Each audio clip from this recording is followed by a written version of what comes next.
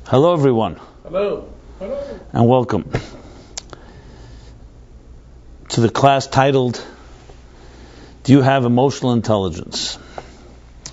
Now, when it comes to our intellectual growth, not just in our formative years when we go to school,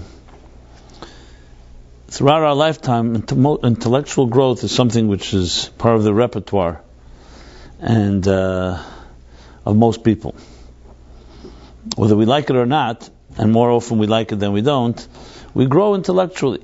We learn new ideas, new insights, we gain new knowledge, information, experience.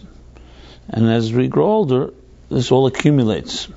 Some people do this very deliberately and make an exerted effort to study, to go to continued adult education, even when we're out of school.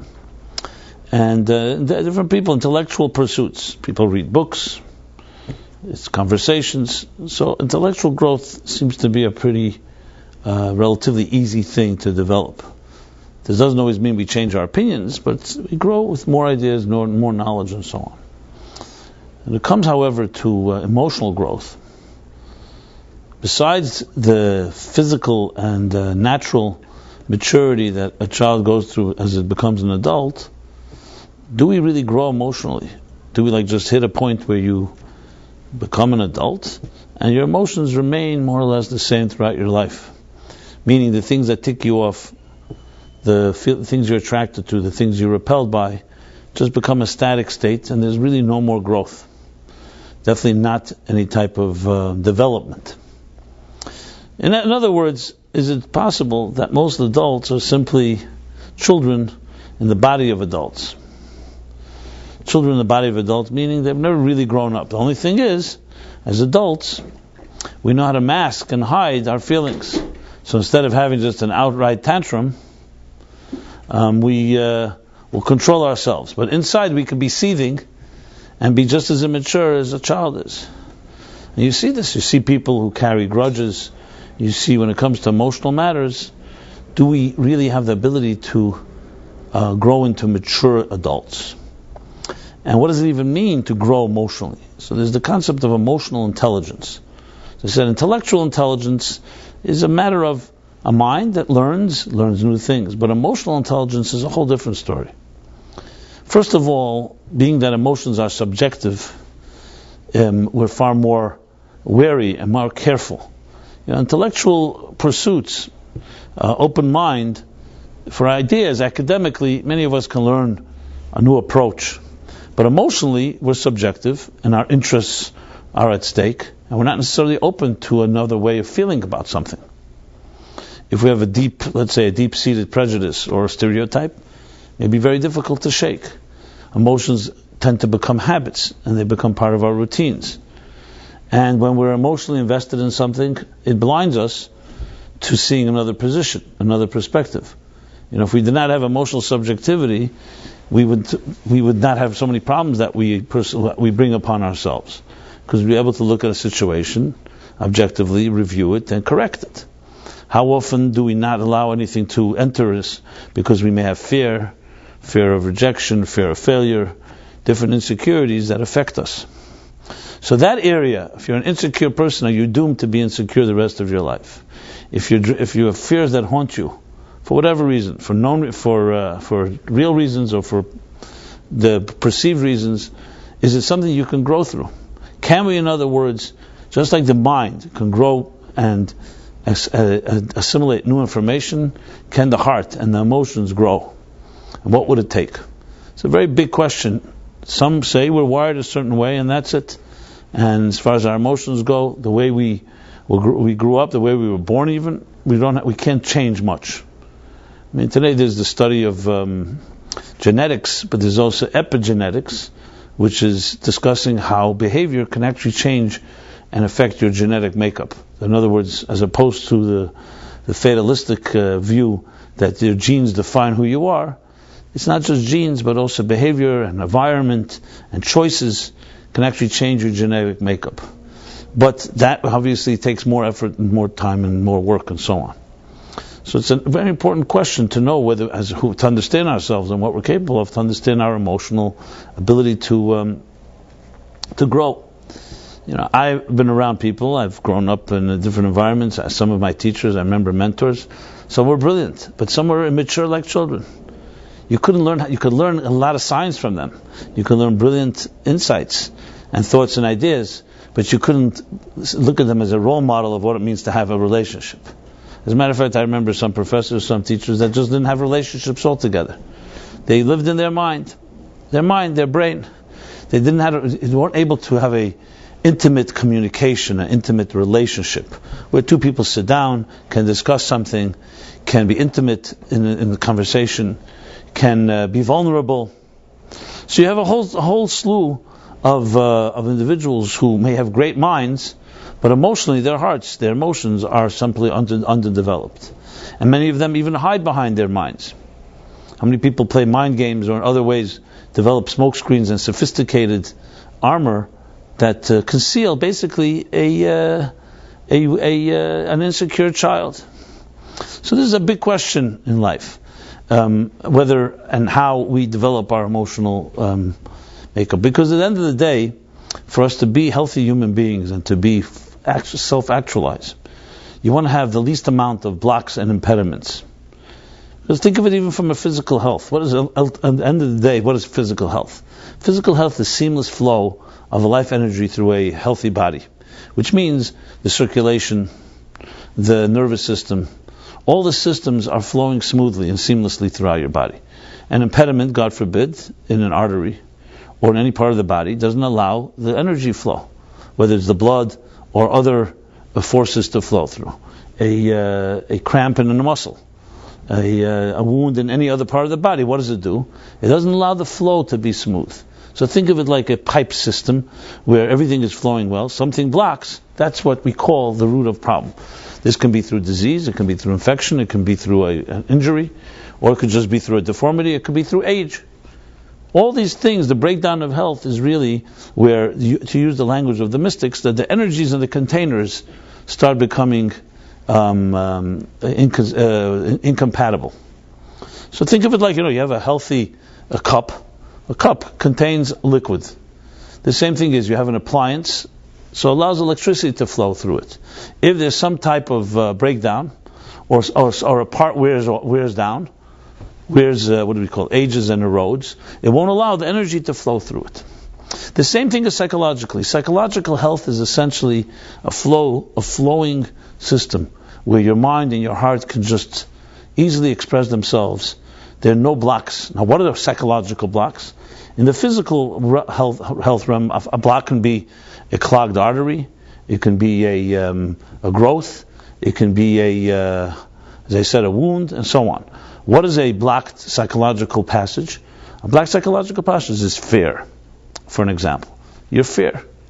If whatever you have fear of something, as I said, either it's real fear or perceived fear, or insecurity, anything that inhibits expression is a psychological block and will have an impact on your life. It's inevitable. Because when you have to make an important decision, or a commitment, or especially when things get closer home, where you're vulnerable, that's in areas of relationships, or any other area where you feel exposed, so then all these fears and insecurities become like blocks in the pipes.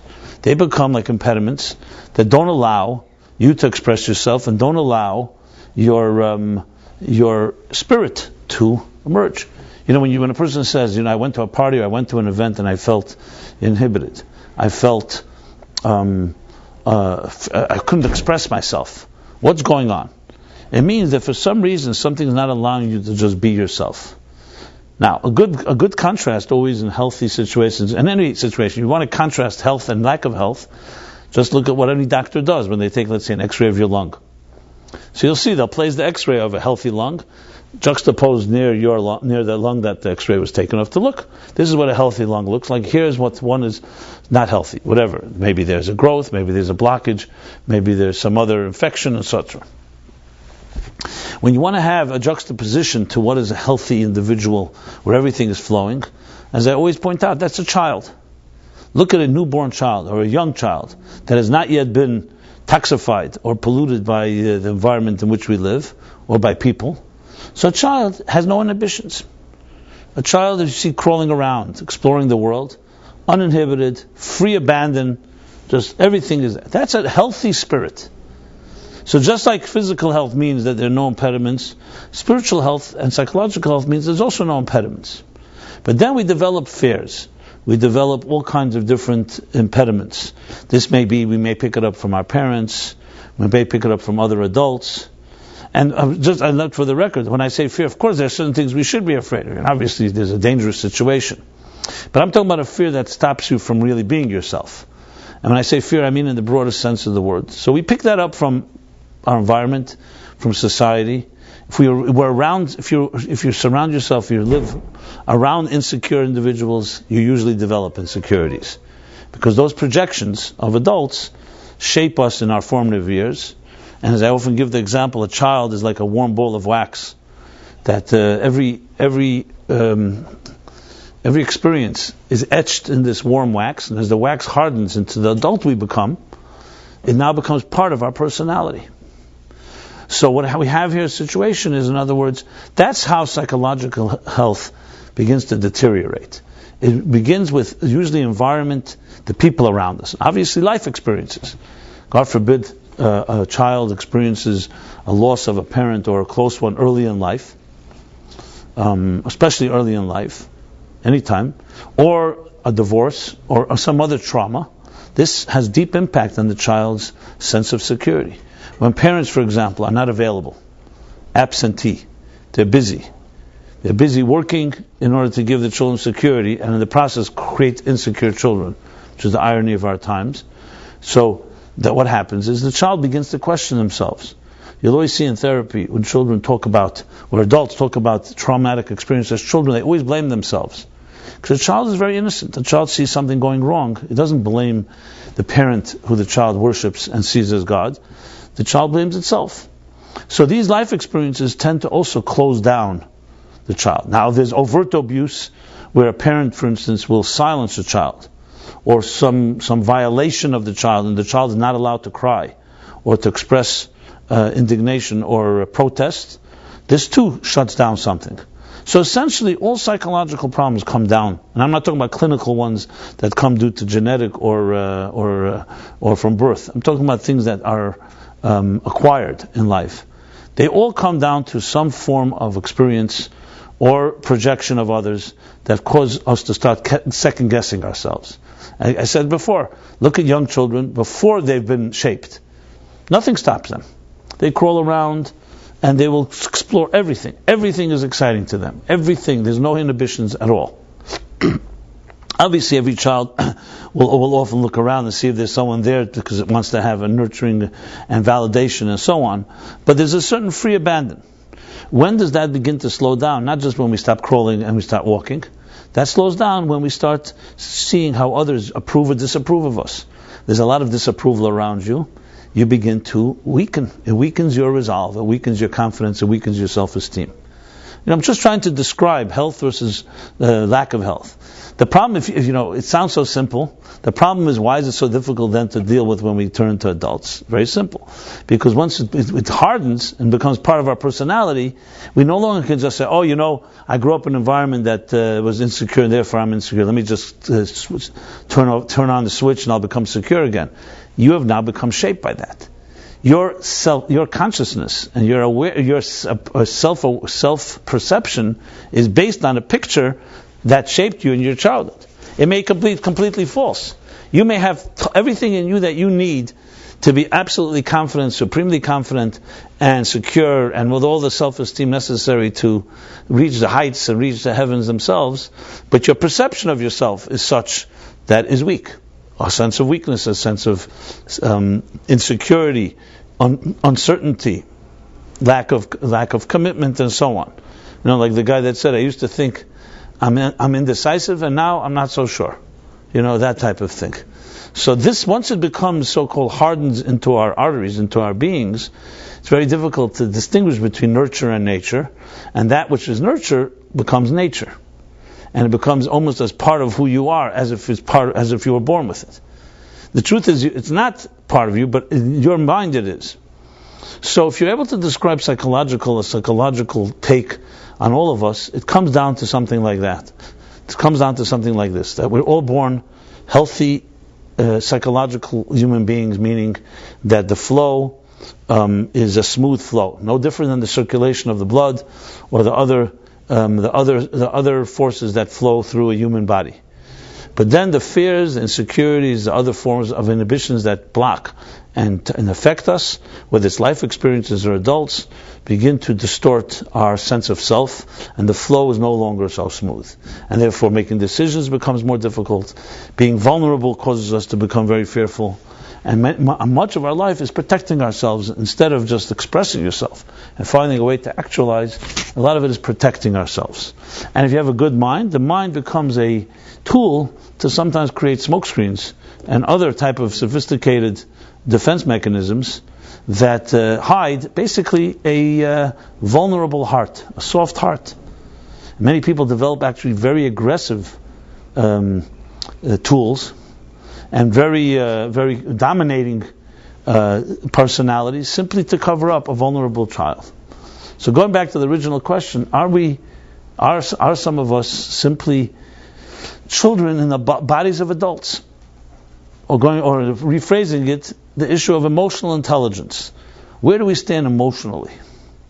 Because you may have the same anger like a little child having a tantrum, but you just know how to hide it.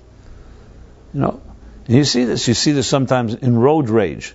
This phenomenon called road rage, where people in the car, someone cuts you off, and the other person gets furious. I'm sure it happens to all of us at times, and you just have to get even for no particular purpose. They call it road rage. There's analysts that describe road rage as being repressed anger that just is expressed on the road or in other places that are it's a catalyst it triggers all kinds of different repressed feelings.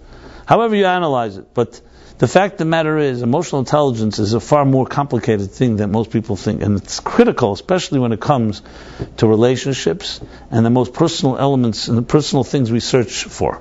Happiness.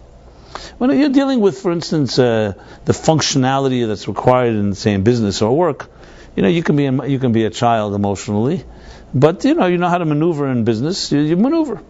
But when it comes to relationships, and when it comes to things like love and intimacy, and anywhere where all of you needs to be there, then it becomes more complicated. And emotional intelligence often stops growing at a certain age, and we do grow into adults physically or chronologically, but it doesn't mean emotionally we're really adults. This is a big issue, as I said. Some people call it emotional dissonance. An emotional dissonance, where our minds and our hearts are very far apart.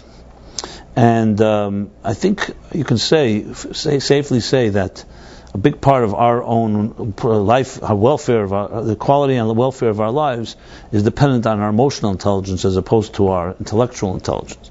Intellectual intelligence, as I said before, is something relatively simpler and easier to relate to. We grow intelligently. You read a book, you travel somewhere, you have a conversation, you go to a class, you study something new, you watch a show, you gain new insights, you gain new information. That's the brain at work. That's the brain growing, the mind.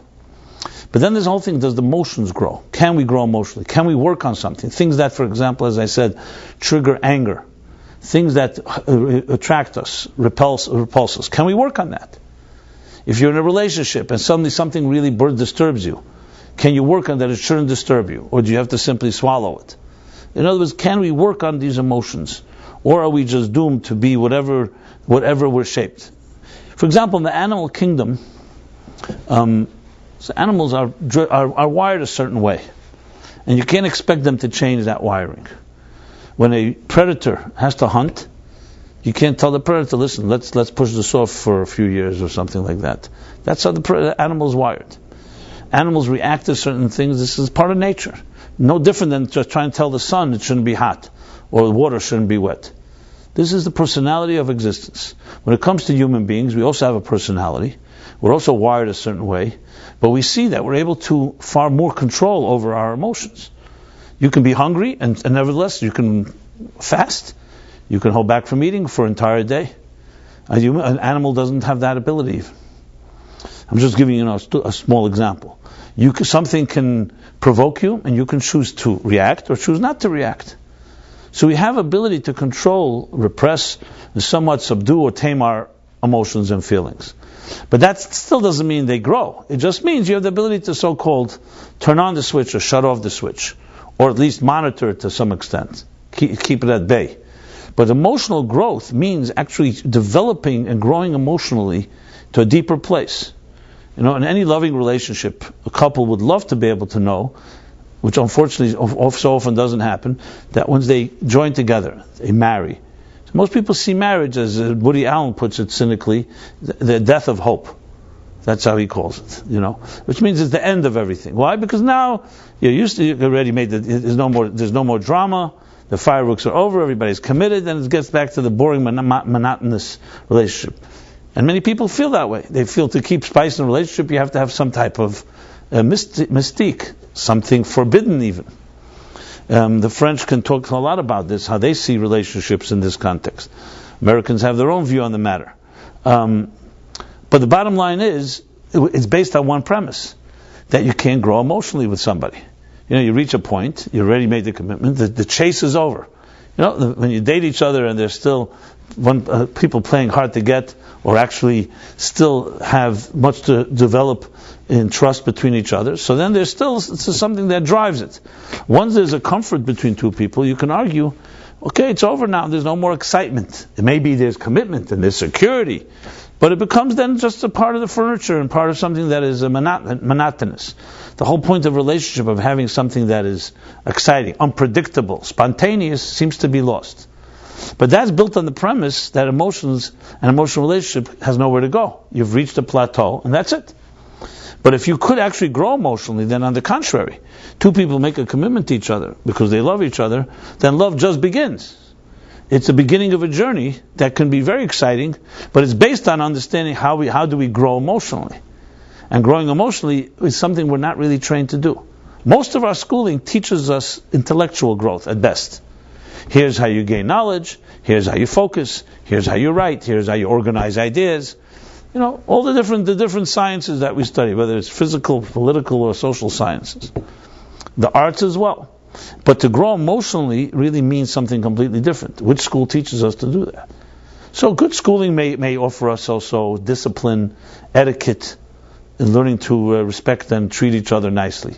But that's almost primitive when it comes to emotional growth. That's the basics of being a mensch, of behaving like a human being, kind, compassionate, considerate. With emotional development, what I'm talking about is actually growing emotionally, which means looking at your actual emotional makeup, your pathology, and doing something with it, transforming it, doing something with it, developing further. Not unlike the growth that we do intellectually, but this is on an emotional level. And as I mentioned earlier, one of the big challenges involved here is because emotions are subjective. And it's not comfortable, especially if you have fear or you're vulnerable. Very few people want to put the microscope on their emotions. It can be very terrifying. It's like someone looking at you very close up. Our minds, most of us don't have a problem. You want to talk to me? I'll play a mind game. We can play chess, and we can metaphorically speaking. But emotions is far more complicated. Why am I elaborating so much on this? Because as I said, I believe this is the heart, lies at the heart, no pun intended, of real growth, and the heart of most of our issues and challenges, because it comes down to our fears and other stuff, and especially discussing it because tomorrow, Friday, will be the end of the 200th year, Bicentennial, of the yahrzeit, the passing of a great man, one that many people are not even aware of. I would coin him even as being the true father of modern psychology. Almost 100 years before Freud, lived a man called Rabbi Zalman of Liadi, a great rabbi, scholar, sage, mystic of the highest order. But as it is with many of the Torah scholars, because they wrote their language in Hebrew and weren't necessarily appreciated or known in the secular world, most of their insights and their brilliance and revolutionary ideas remain pretty much locked in books. But just for the record, you may say, well, if nobody recognized them, how do you know they're real? Well, the fact is that We Jews have been around a long time, so I'm pulling a little rank here. And Jews are known to be pretty intelligent people. I mean, people point out of 30-40% of Nobel Prizes, in case that's something that impresses you, are Jews. For a disproportionate number of only 14-15 million Jews among 7 billion people on this planet, you could say it's pretty cool. The question is not just the intelligence, where people argue where does it come from, but there's actually major contributions. There was once a man called Moses, and no one knew of him as well, except a few Jews, a few million Jews. A man called Moses.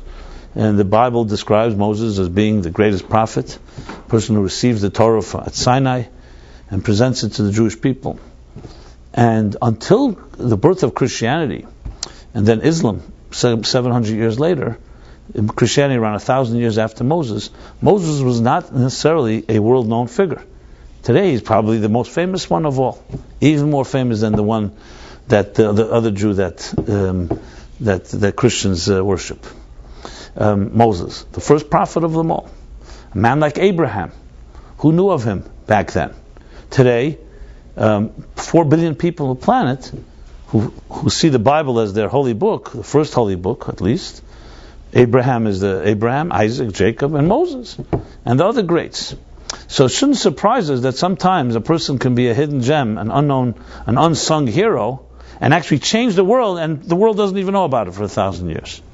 And today, any historian, you don't need to be Jewish to eat what they say, eat Levi's, or to wear, right? What was it? You don't need to be Jewish to appreciate the contributions of these great Jewish leaders. There was a best-selling book a number of years ago called The Gifts of the Jews from Thomas Cahill. He's a Christian writer. When I say Christian, I mean he's not a religious writer, but he was not Jewish, Christian. And he's the same one who wrote How the Irish Saved Civilization. So he wrote a book, The Gifts of the Jews. It's a fascinating book where he describes 30 words that would not exist in our lexicon, in our dictionary. I mean, in other words, in our culture, were not for the Jews. And you'd be shocked by what words they are. Words like hope, redemption, providence, optimism, and so on. He says these concepts didn't exist.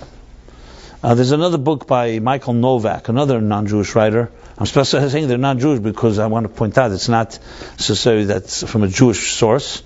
Who wrote a book called On Two Wings. It's an excellent book. It's an academic book. He's a scholar. And he writes about the birth of this country, the United States. He says that the founding fathers, and one of the main titles in the book is The Basis of American Democracy in Jewish Metaphysics. As Torah metaphysics. And it's not theory. The whole book is really basically excerpts of letters and correspondence and writings of the founding fathers. Thomas Jefferson, Thomas Paine, John Adams, Madison. It just quotes them.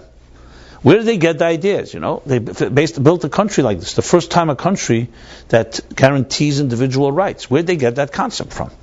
So good, they have Locke and some other philosophers of their time. But it's rooted directly in Torah thought. The concept that every human being is created equal.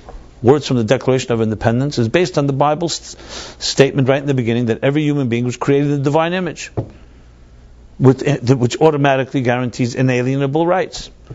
So a concept today that we take so for granted, just for the record, was not taken for granted before 300 years ago.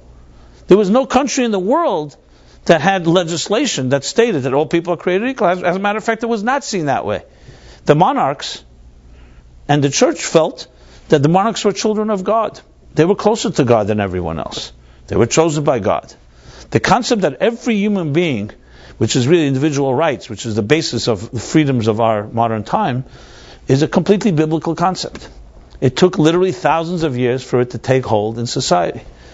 So it shouldn't surprise us that there are ideas that are in history have been planted and just takes a long time. So I want to talk about this man 200 years ago, which I think his time is yet to come in the public mainstream. It's not yet known. Freud is known. It's Jewish also, just for the record. You know what they say about those 5 big great Jews? Moses said everything is the law. Jesus said everything is love. Freud said everything is sex. Marx said everything is money. And Einstein said everything is relative. So the 5 great Jews of history.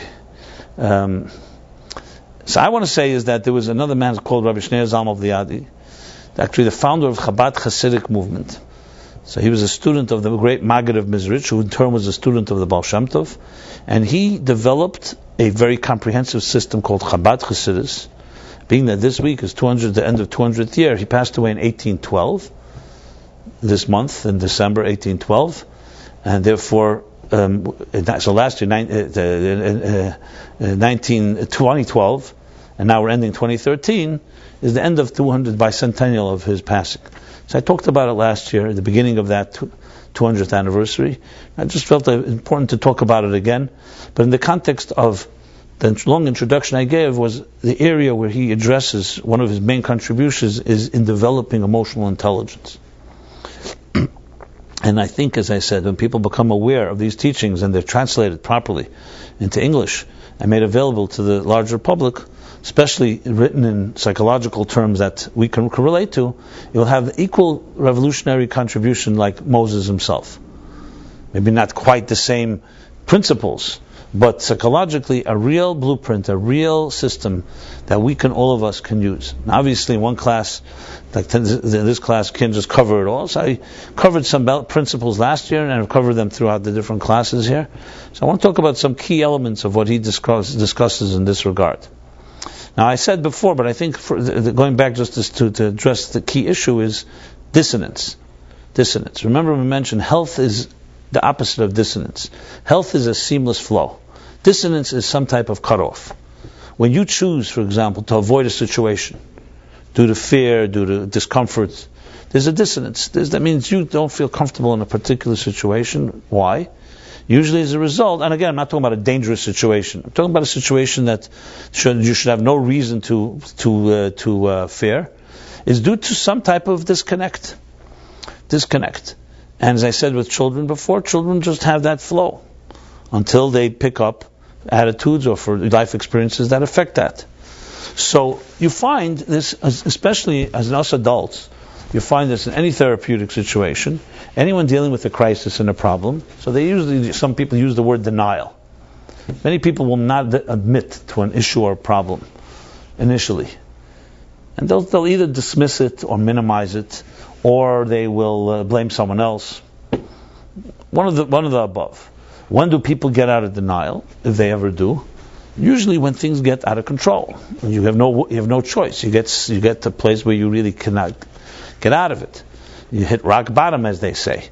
The 12-step program, the first step, they say, is acknowledge that I lost control of my life and I surrendered to a higher power. Now, thank God, hopefully we don't have to hit rock bottom, but that is what wakes some people up. Some type of crisis. Something goes wrong, something isn't working. Because if things are working, why change anything? Why put yourself in any uncomfortable situation? Why make yourself uncomfortable? And this often becomes a type of silent cancer that affects us in very detrimental ways.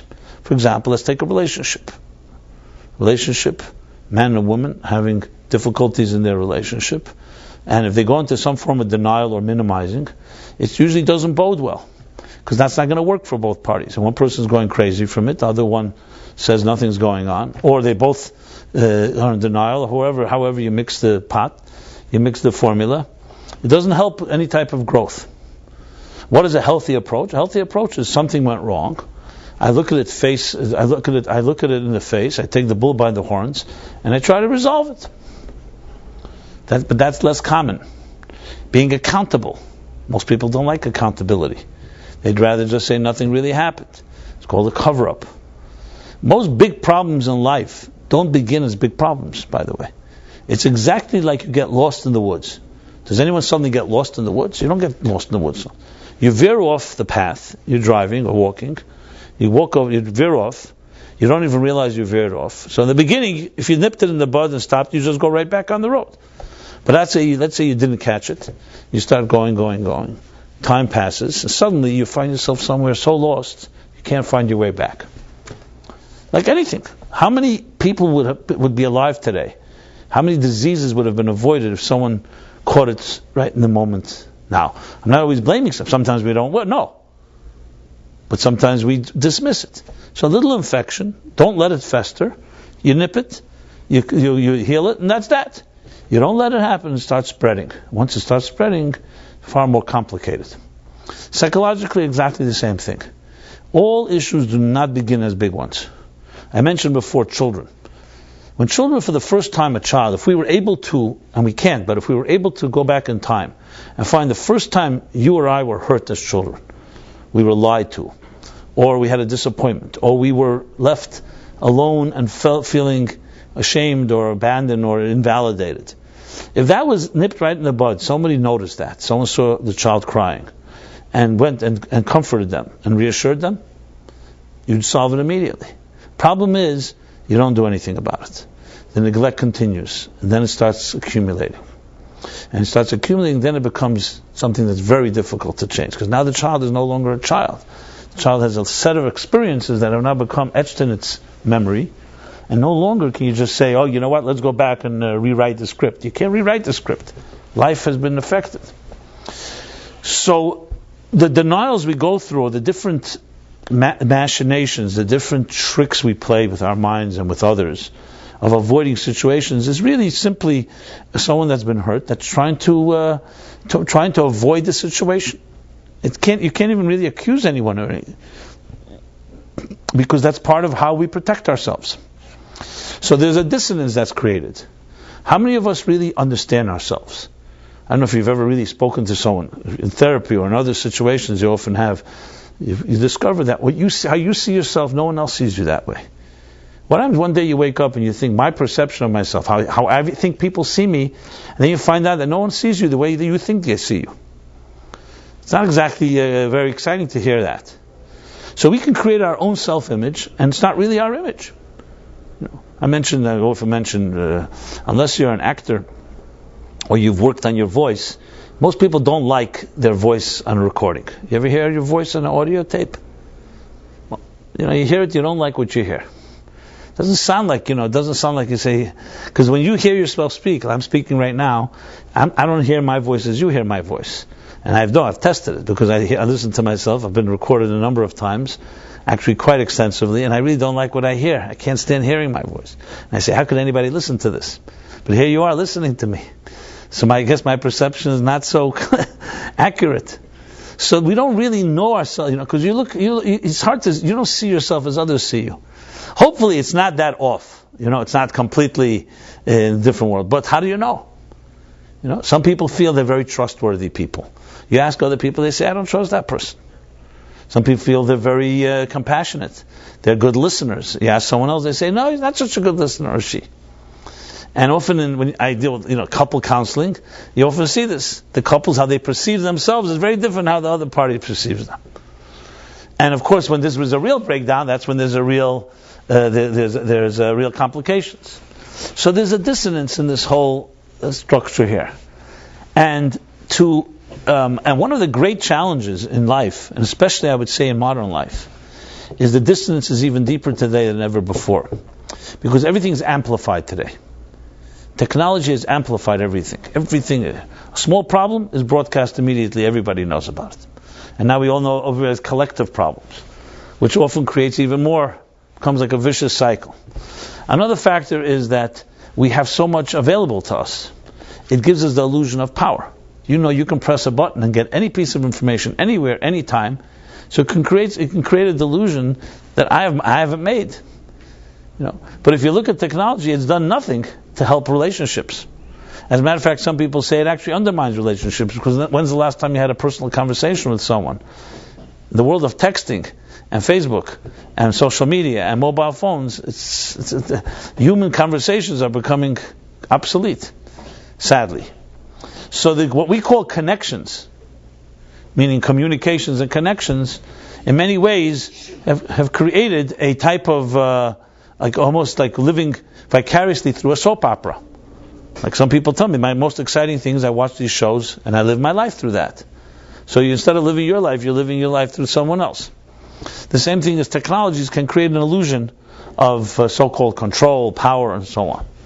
So there's a deep dissonance that goes on in our lives, because we have such advancements on one end, but at the end of the day we're still the same vulnerable human beings, the same needs, fragile, insecure, have our fears, need love, need validation, need just companionship, need intimacy, healthy intimacy. So dissonance is a big one. So how does Rabbi Shneur Zalman deal with it? Which is really based on Torah thought, of course, but being that he was living 200 years ago, or he passed away 200 years ago, 250 years ago, and so on, he was essentially at the bridge, you can say, of the Middle Ages to the modern age. Because essentially, when we talk about the modern world, it goes back mostly 200 years ago. Industrial revolution is considered 1840, right? So we're almost 200 years since the Industrial Revolution. You go a little before the Industrial Revolution, we're talking about the Renaissance, and it's the age of enlightenment, emancipation of the Jews.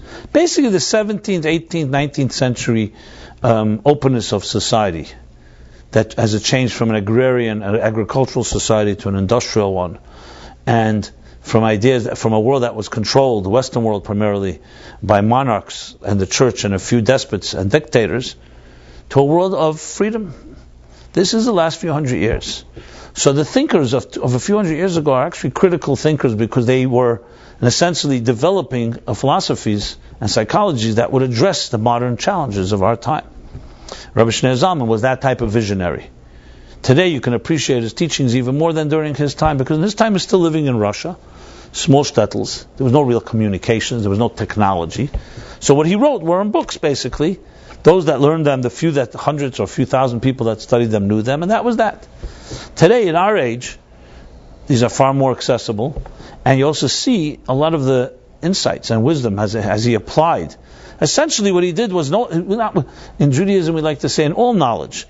Knowledge, the example they take about the professor who once wrote up his long magnum opus, presented it to the wizards of the world, and was waiting for their reaction. So it was his life work. And they came back and said to him, we all had one unanimous decision. Your paper is both good and original. So he's very moved and touched by that, such a compliment coming from his peers. They said, but there's one problem. The part that's good is not original, and the part that's original is not good. In other words, real knowledge and wisdom is not necessarily original. Some of the deepest truths are not original at all. They're ideas that have been with us all the time. The originality of it is knowing how to apply it to our times. So to look for a new idea, a new concept, it's going to be hard to find a new concept. Obviously, we can find a new technology. But theories are actually the best theories are the ones that are time-tested, but they're applied today in new ways.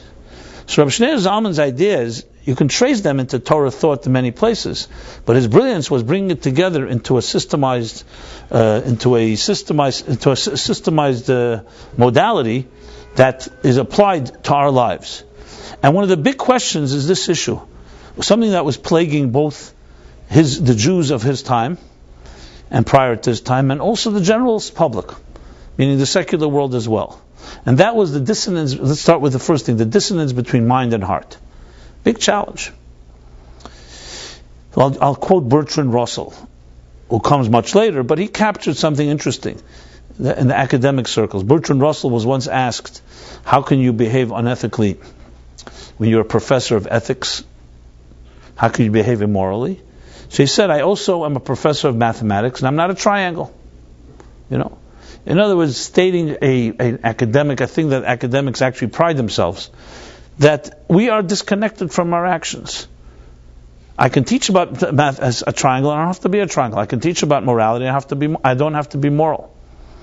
In other words, the academic view that I can talk about something objectively, and it doesn't reflect on me or not me. Science is morally neutral.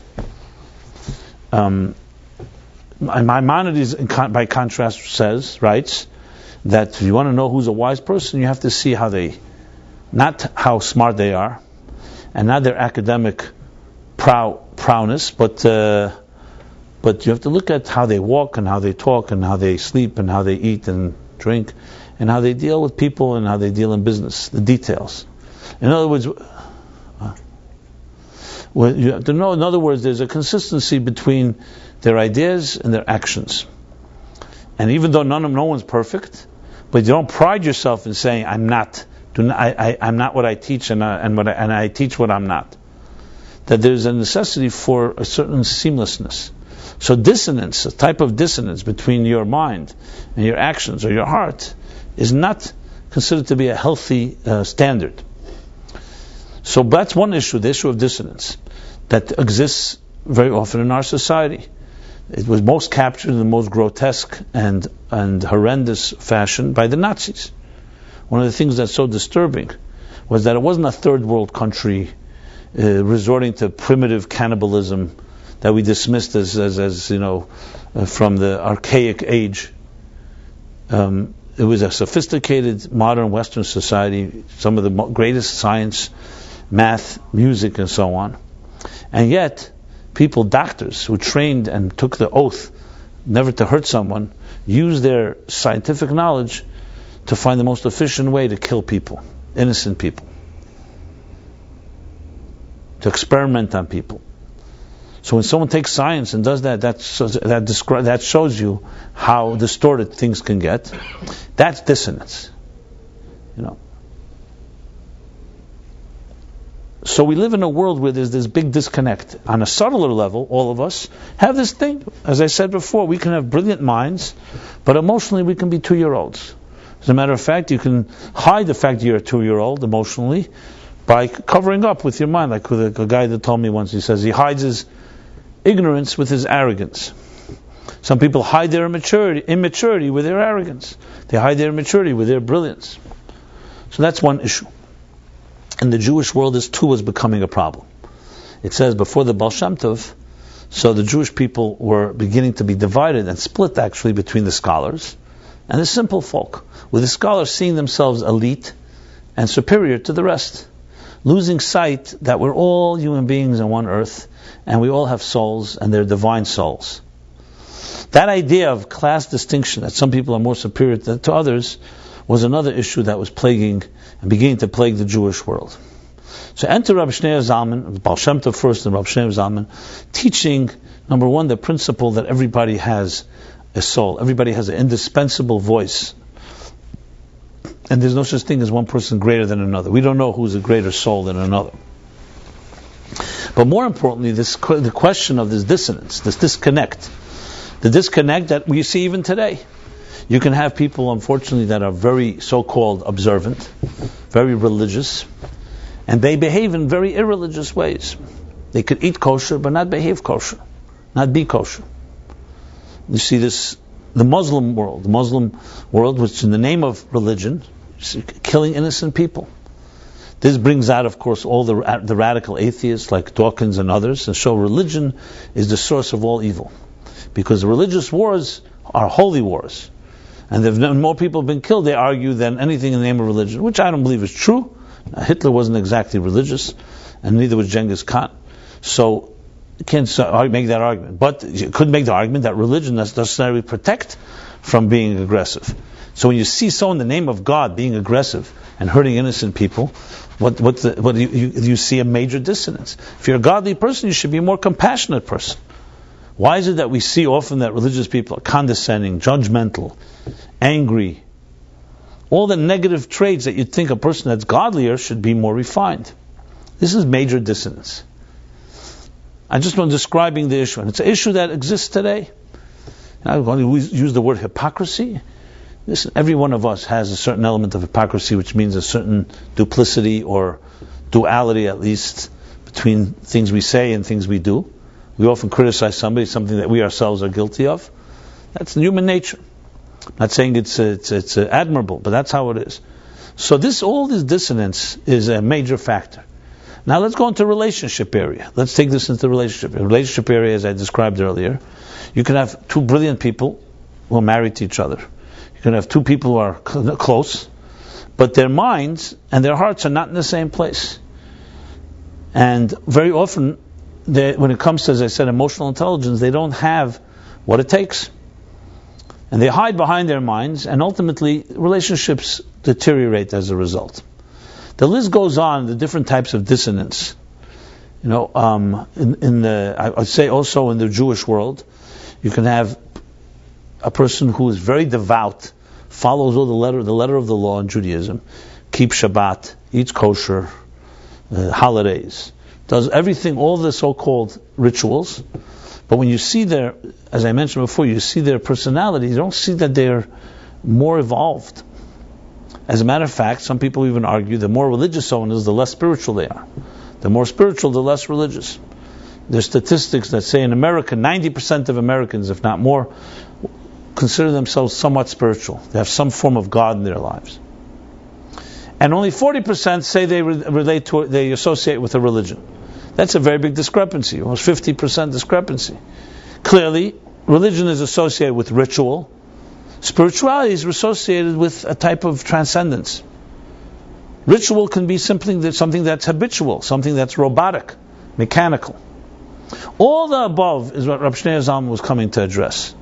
How do we create a holistic system that addresses the dissonance, the split between mind and heart, cognitive dissonance, emotional dissonance? This was one of the great challenges that he addressed, and addressed it in a brilliant way in the book of Tanya, which is his classic magnum opus, but also in a series of hundreds of discourses that he delivered during his lifetime. And we have them today in volumes. We have probably 30 volumes of his discourses, in addition to some of the book Tanya, as I mentioned. So, to sum up in some way what he addressed, was he delivered a psychological roadmap of what the human being is like, mapping out our so-called spiritual DNA. In the physical sense of it, we know that the whole body, the human body, consists of everything in the body consists of cells. Cells in turn have chromosomes, 32 times 2, 64 chromosomes. For X and Y, 32X, 32Y, from the father and mother, male and female. And then there is each chromosome has within it the genetic makeup, which in turn is made up of the DNA. So the DNA is the deepest we've gone so far in understanding the language, your code, the code that shapes who you are. What he went on ahead and described the cellular and chromosomic and the same and genetic and DNA of the soul. What does the soul look like? What is it made of? And what happens as we develop from children to adults? And how do we deal with this dissonance? And how do we resolve the schism? And the key here is that we need to have something that becomes a working model for being a human being, for being a mensch, for being in a relationship, and working on yourself emotionally. So let's take the issue of fear and insecurity. How does he address that?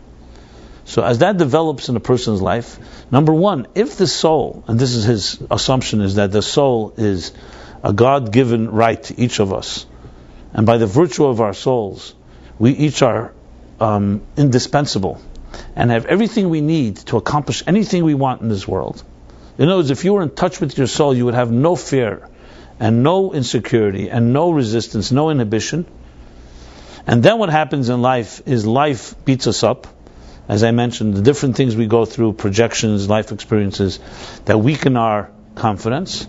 The question is, how do you get back to the soul consciousness once you become an adult and are consumed by your life experiences? So think of it this way, just as an example. Imagine you plant a seed in the ground and a sapling begins to grow. If all is well and the earth is nurtured, watered, the soil is fertilized, the plant gets all the nutrients it needs, it will grow. It will grow in a healthy way, it will grow upward, and one day becomes a mighty tree, straight, powerful tree, oak tree, or whatever the tree may be.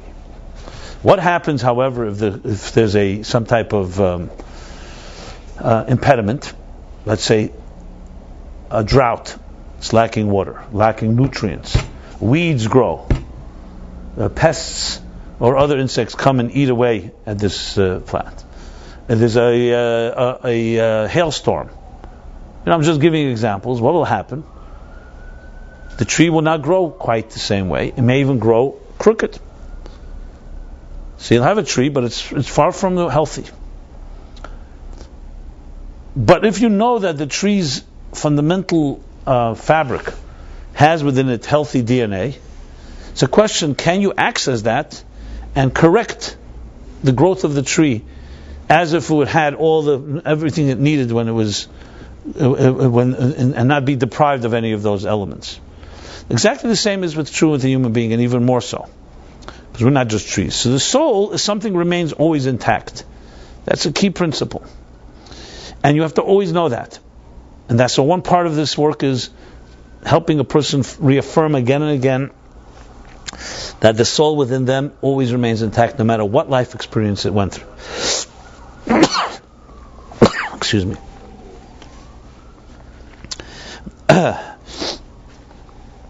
The second thing is, what do you do now when our self-perception is one that is consumed by fear, by the insecurities, by the inhibitions that I've been describing?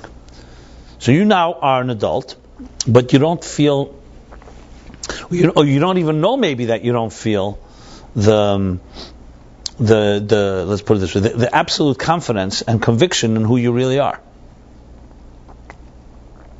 So in the book of Tanya, he talks about two methods of how one deals with this issue. So one, as I said, is the awareness of that you have that soul. The other is, how do we retrace the steps? How can we reactivate that DNA that in some way in your mind has become inaccessible or you're not confident in? So one is through behavioral methodology, a behavioral methodology where you simply and persistently, continuously assume certain healthy habits. We call it in psychology behavioral psychology, which means you may not feel it yet, you may not feel your heart is there, but if you keep doing something repeatedly, it starts becoming part of your healthy routine. Now, of course, a repeated bad habit is a bad habit, but if repeated good habits ultimately begin to trigger things. So if you learn to say thank you, to acknowledge, you learn to even fake it. I don't mean fake it as in a false way, but I mean to say, force yourself to be compassionate, to be kind, ultimately, that will ultimately become part of your personality and will, in a way, reawaken the soul that has that naturally within you. The second element is discovering that in the inner soul, that requires far more deeper introspective work of working on yourself and reconnecting to that place. Those are the two key elements. But the most important thing is that when the Alter Rebbe came out with his teachings, he was criticized by some colleagues. They felt he was turning the system of Hasidic thought into an academic exercise. The Baal Shem Tov, they claimed, reignited the pure soul through joy, through an unadulterated joy, through spirit, through faith. And the Alter Rebbe was turning this back into a long philosophical academic, because Chabad Hasidus is very complex, very dense. But they were misunderstanding something. He was not turning it into academic. Even though when you study it, you could experience dissonance just by studying these ideas, he realized that the way to the heart is through the mind. Because an emotional heart does not open up when it feels vulnerable. It's frightened. It runs away. I'll just use an analogy. When a child has been frightened, when a child has experienced something that has caused us to feel threatened, so it's not logic that's going to change the child's mind. You tell the child says, I can't sleep at night because I think in my closet there's a boogie monster, or under my bed, I'm afraid of the dark. So you can talk face blue to the child and say, there's nothing here. It's an emotional reaction. You need to find a way that will help the child discover that there's nothing to be afraid of. But how do you speak to a heart that's frightened with a mind that doesn't speak to the heart? So, for example, you have the joke about this guy who started having nightmares at night. He convinced himself that under his bed there's a monster. So his wife says to him, listen, go to a psychiatrist and then resolve this issue. He goes to a psychiatrist, begins going to sessions. They start working on his childhood. Why should he have nightmares? When the whole thing, he understood as well that there are no monsters. But he would wake up all night, always frightened there's a monster under his bed. Months passed, no help. to no avail. Can't sleep at night, making his family miserable. Meanwhile, also he's paying top dollar to this psychiatrist. Every session, it's not going anywhere. Finally, he says, "You know what?" One day he's in the synagogue, he sees the rabbi. The rabbi sees he's depressed. He says, "What's the matter?" He says, "I'm exhausted. I can't sleep at night. In addition, the money I've been paying to the psychiatrist is simply draining me." So the rabbi said, "What's the problem?" He tells him. So the rabbi gives him a solution, and that was it. Free. One solution. From then on, he slept peacefully at night. He doesn't see so he doesn't have to go back. He doesn't see the psychiatrist. Stops. Everything is great. His life is great again. One day he bumps into the psychiatrist. The psychiatrist asks him, "What happened to you? You've been coming every week." So of course he's making the psychiatrist a little wealthier. He said, "I'm missing you." He said, "I don't need you any longer. I went to the rabbi. He gave me a solution, and it's not costing me anything. And then I don't have to waste any more time and money with you." The psychiatrist said, "What did he tell you?" "He told me to cut off the legs of the bed." That was it. So the bed was now on the floor, so he no longer had these nightmares. Because, the bed is now on the floor. So sometimes you could sit in therapy and spend 20 years explaining to someone there's no monsters, and you could go with a camera, look under the bed with a flashlight. If you have a fear, you have a fear. It's irrational. The rabbi was very practical. He cut the legs off the bed. The bed is on the ground, so he no longer have there. Can't be a monster. Can't get there. So sometimes you have to learn to manipulate yourself in foolish ways, because the fear itself is foolish. So you need something that speaks to foolishness, And that's one of the things that is critical here. You have to find methods. You can't just tell a child, "Don't be frightened." You have to find methods that help a child understand that there's nothing to fear. So one of the ways to do that is with cognitive discussion. One of the ways, they call it the cognitive life raft. I've seen that expression used in psychological texts, but it's very Chabad-oriented type of thinking. If you fear something, so to tell you go ahead and do it, it just is like forcing someone to do something they are absolutely terrified of. So if someone's afraid of water, jump into water. You can't. It's public speaking. They're terrified of public speaking. So to force them and even talk to them about it won't necessarily help. What's one of the methods? And this is what the Alter Rebbe does, Rabbi Shneur Zalman, brilliantly. You dream about it. It's like, let's play a mind game. Let's imagine that you're doing something. With your mind, you're ready to imagine things that you are not ready actually to do. The imagination can always go further than your own so-called courage. You may not be ready to go, but you can dream about it. And when you start dreaming about ideas and possibilities that are beyond what you are capable of today, slowly the mind opens up the possibility that this may be possible.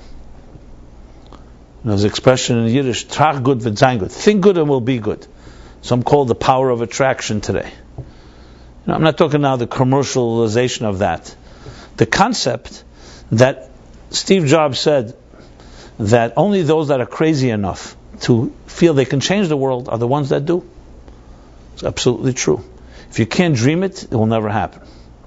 So one of the ways is to use the mind, before I mentioned mind as dissonance, you can use the mind and just escape to a place and live there. The Secret Life of Walter Mitty lives in dreams. But here we're talking about dreaming about something that right now you don't feel you're capable of. But with a good conditioning of trying to dream about it, slowly your mind, weaves a story and crafts a possibility. We all imagine, we all have fantasies, we all have dreams, It also triggers something that is very childish but also very powerful, the ability to dream. Children dream. They dream sometimes fantastic things. But that's a healthy sign of a fertile mind, the ability to dream. So when you dream about possibilities, and the Alter Rebbe discusses spiritual heights of very high levels, it helps you create a cognitive life raft, a type of safe place where you can travel to with your mind, and that opens up the heart to begin to want to maybe experience it as well. So the idea is that when a person who, let's say, has experienced trauma in their lives and have deep fears, one of the ways to get beyond it is to take them on a trip on the mind. let's go from the mind to a place. And if the mind can begin to not be so fearful of it, slowly the child that's hiding under the table may come out and peek out and say, let me check it out. It's almost like sending a spy. The mind would be almost like sending ahead of you a spy. Tell me what's going on out there and give me a report back. And if I like what I hear, maybe I'll come along. That type of idea. So think of the mind is exactly that. What can a mind do that our emotions cannot do? It can travel to places you're not really there yet. So in a strange way, it's like turning dissonance on its head. The mind, which can so disconnect you from yourself, can also be a tool to bring you to places that you may not yet be ready to go to. But you can imagine it. And, for example, some people may say, no way I'll ever talk to this person. I just hate them. But if someone helps you visualize that it's possible conceptually, so even if you haven't talked to that person yet, you entertain the possibility, it makes it easier. The point I'm making here is that the Alter Rebbe, actually in his comprehensive system, which is a very intellectual system, was not trying to be intellectualized or academize. I can't think you could say that, but to turn it into a mind game or escape from the emotional reality. Obviously, there are times you simply need to dance with joy, with exuberance. You just need to let go and just release. But those are moments. You can't dance all the time, physically. You need to integrate that in our systems. And the mind becomes a tremendous tool of bridging the divine into our lives, by allowing us with our minds to go to places we can never go to on our own, to dream about it. And then what happens is the fragile heart, the one that may be afraid, the one that may have experienced insecurities, begins to say, it may be possible. And slowly it works. Slowly you can reconnect, even a broken adult, someone who's been disappointed, has been hurt, to reconnect to the enchantment and the confidence that you once had as a child. That is, in a brief nutshell, part of the system of the Alter Rebbe develops. Now, unfortunately, it's very easy to study these teachings of Hasidic thought and remain detached. You understand the concept, but you don't bring it actually into a practical, applied model. That, I think, is the challenge of our times. The challenge of our times is to turn it into something that works with children, works with adults, and that requires real work. But the blueprint the Alter Rebbe laid out in a brilliant fashion, explaining the dynamics of the soul, explaining what happens when the soul goes into its concealed mode, and then what happens is the fears and insecurities, what he called the animal soul, take over. The battle between matter and spirit within each of us. The battle between, let's call it between our selfish needs, survival, and our transcendent needs. The battle between being giving and loving, or taking care of yourself. That is a fundamental part of the picture. And one of the other fascinating things he says, that this battle is nothing to be afraid of. Because many people fear this battle. They say, look, life is so difficult. Every time I want to do something inspiring, everything I want to do something, right away there's another voice that comes and says, no, you can't do it, don't do it, take care of yourself. And he says, the Alter Rebbe, that that's exactly what God wanted. That's the plan. There should be such a battle. That's what creates pleasure above. That there's a battle and you can fight this battle and overcome it.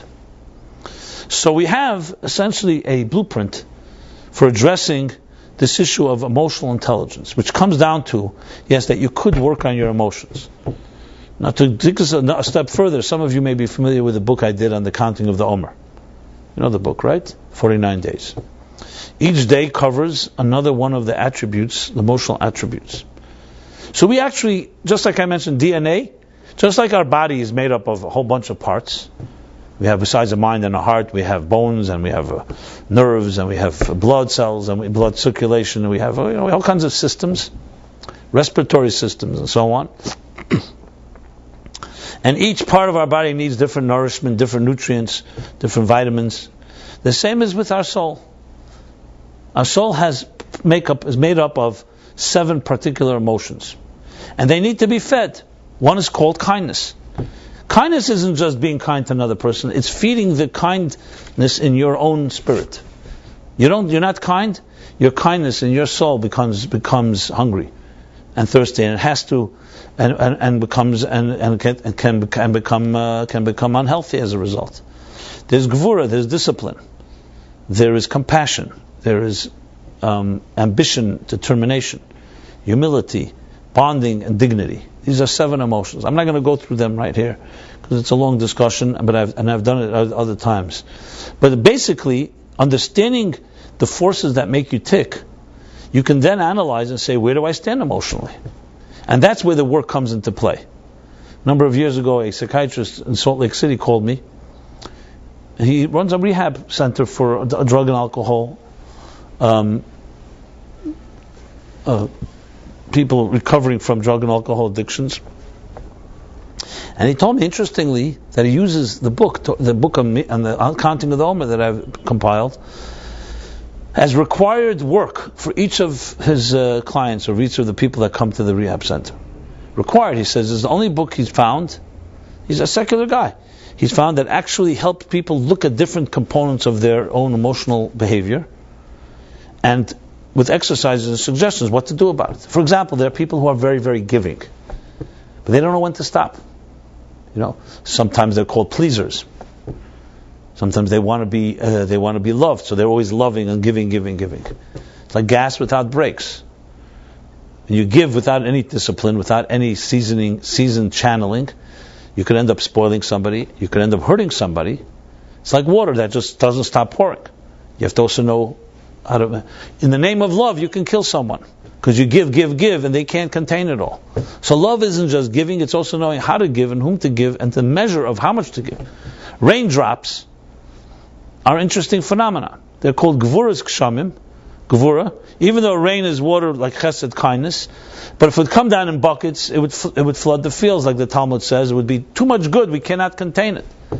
The beauty of rain is it comes in drops, so the earth can absorb it before the next drop comes down. If it just came down as a flood, it would destroy the crops. So the beauty of rain is that it's giving. Yes, not a drought, but it's measured. A good teacher, a good lover, a good parent is someone that knows how to give, but they give in a way that the other person can contain it. So there are people that are excellent at giving, but they don't know how to measure the giving. It's a phenomenon. It's just, and that needs training. That you have to look at that. That's called emotionally growing. You look at how you do something emotionally, and your tendency and your nature, you want to give, and you look at yourself and say, no, I have to discipline that. Then there's the other extreme. You have people who are extreme disciplinarians. They're excellent at withholding. And sometimes they withhold too much. So gvura needs chesed. You need to know you can't just be complete discipline and law and order. Javur in the Les Miserables is a perfect example. Law and order. To the point of extreme. You need balance. Everything needs balance. And the same thing with other emotions. So it's a whole system. It's not just saying, I'm wired this way and that's it. So I can study, I can grow intellectually. No, you can grow emotionally. Things make you angry. You still have tantrums like a child, except you're just concealing it. Let's get to the bottom of it. This is what's called avodas Hashem, serving God. You shall serve. Serve means work. It takes hard work. It takes introspection. It takes accountability, review, examining, exploring things that sometimes are painful to look at. But that's what makes us human, and nothing to be afraid of, because being vulnerable like that makes you the strongest person possible. Nothing to be afraid of. Now, obviously, this work has to happen in a confidential setting with the right people. It's not just you can wear it on your sleeve, like the guy that came to the priest, the Jew, to confess his sins, and the priest is so touched and impressed. He says, you're Jewish. How did you finally come to see the truth, my son, and come here to confess your sins in the church? He said, don't take it personally. I'm telling everybody. It's not a confession of the priest. He's telling everybody. It comes to a point, we're not talking about talking to everybody. We're talking about finding the right controlled settings. But it's emotional work. Prayer in Judaism is Avodah Shebelev, emotional work. Study is Avodah Shebemeich, it's mind work. Exerting your mind, trying to understand, trying to break through, trying to understand a difficult concept. Emotional work is a whole different thing. Emotional work is not using your mind, it's using your heart. Now, the Alter Rebbe devises the system how the mind can help the heart grow. Because the heart on its own is not informed. It's too subjective. It needs a mind to tell its ideas. But the work is ultimately working on your emotion. And all of us can use work in this area, because our emotional spectrum that I mentioned, the 7 emotions, to get a report card on what your emotions are like, that alone is quite illuminating. You don't even know what your emotional makeup is, because when's the last time someone diagnosed it? And it's a fascinating thing to discover where your strengths are, where your weaknesses are in the emotional spectrum. Intellectually, we're far more advanced. You went to school, you probably know what marks you got in science, what marks you got in literature, what marks you got in arts, and so on. But emotional intelligence is far harder not harder necessarily, but far less focused on. Where do you stand? Like if you got a mark in emotional intelligence, where would you be? Most of us we may know what the word means, but emotional intelligence isn't just emotional intelligence, it's different areas of your heart. How easy are you, for example, able to see another person's perspective? Really see and hear another person's perspective, or you're completely trapped in your own? Empathy, the ability to empathize. And then there's other emotions. One by one, each of them comprise a part of what makes you tick. And then, of course, all 7 of them work together. So that's why 7 times 7. So there's the chesed within the gvura, there's the love within the discipline within the love, etc., etc. So we have here a fascinating system which literally has the power to transform our lives. But it doesn't come easy. There's no magic pills in Judaism. There's no tricks. There's no pressing a button. It's work. But there's a system. And it's a system, as the Alter Rebbe, the Rabbi Shneur Zalman, writes in the beginning of Tanya, in the opening, he says, there are 2 paths. There's the long short road and the short long road. It's based on a Talmudic story, parable, where a person was traveling to a city. He came to a fork in the road. Didn't know which way to take to the city. So Yogi Berra would say, and Yogi Berra came many years after the Talmud. Yogi Berra would say, you come to a fork in the road, take it. That's what he would say. So he asked one of the Jerusalem boys, the traveler, they were known as wise boys. He says, tell me which way to Jerusalem or to the city. He said, well, this is the long short road and this is the short long road. And he scurries off. What does that mean? Cryptic. Well, the guy felt the short long sounds shorter than long short, for whatever reason. Short long. So he takes that path. He's traveling. He sees the city right up ahead. Problem is, there's so much overgrowth and thorns and bushes and like a forest. He can't get through, even though he sees it. He spends all day trying to make it through the thorns and the bush. Can't make it. Goes back to the fork in the road and says to the child, he says, you told me it was the short long road. You told me it was the short long road. He says, short but long. So now he takes the next road, long short. Here, many more miles. He doesn't see the destination, but it's a straight path that takes him straight to the city. At the end of the day, he spends up less time in the second road because it's long, but it's short. So most of us lean, if you had the 2 options, we lean toward the quick fix. Instant gratification. I have no time. I'm a busy guy. Multitasking. I have no time. Give me the facts. Tell me what button to press, and that's that. And often that's at the expense. You start embarking on the short, but it becomes very long because you haven't integrated. You're not putting the work and effort in it. So you may get some results, but it's going to be very weak. Whereas the second approach is, this may take longer. Let's study, let's prepare, but at the end it's going to be a smooth road. And once you're there, you're there. You won't have to keep on going back. Very often this happens. I see people who spontaneously do something quick when it takes time. You feel people that fall in love quickly, and they also fall out of love quickly. They say the difference between a log and a twig. A twig ignites quickly, but it burns out quickly. A log takes time to light. But once it's burning, it holds, it carries. So sometimes you need both. You need the twig to get the fire going, but then you need the logs to sustain it. And that takes time. Some things just simply take time. In this fast food age, we have to learn that there's a process, and and things emerge. You can't always force it. 9 months that a child is in gestation and pregnancy, that takes time. You can't say, I'm going to knock it off in a month. You don't want to do that. It needs the process. And respecting the process is as important as anything, and ultimately gets the best possible results. I always tell the analogy of the caterpillar that was struggling to get out of. Once the caterpillar goes into the cocoon, the chrysalis, is struggling to get out of it as it's turning into a butterfly. And a person had compassion. He sees the butterfly struggling to get out of the cocoon. So he brings a knife, a scissors, and he cuts open the cocoon, and out comes the butterfly. Beautiful butterfly, colorful. But sadly, he waits for the butterfly to begin to take flight, and it never flies. Because the butterfly needs the pressure as it struggles to get out of the chrysalis of the cocoon. The pressure forces liquid into the butterfly's wings that give it the aerodynamics that it needs to fly. This guy in his compassion didn't want the butterfly to struggle so much, so he cut it open. Those few minutes that he saved the butterfly from struggling ended up causing the butterfly to be damaged the rest of its life. We never know the need for struggle. Obviously, we don't need more than necessary. But the need, sometimes we need to go through. That's the growing pains. A child has to go through that type of challenges to become an adult.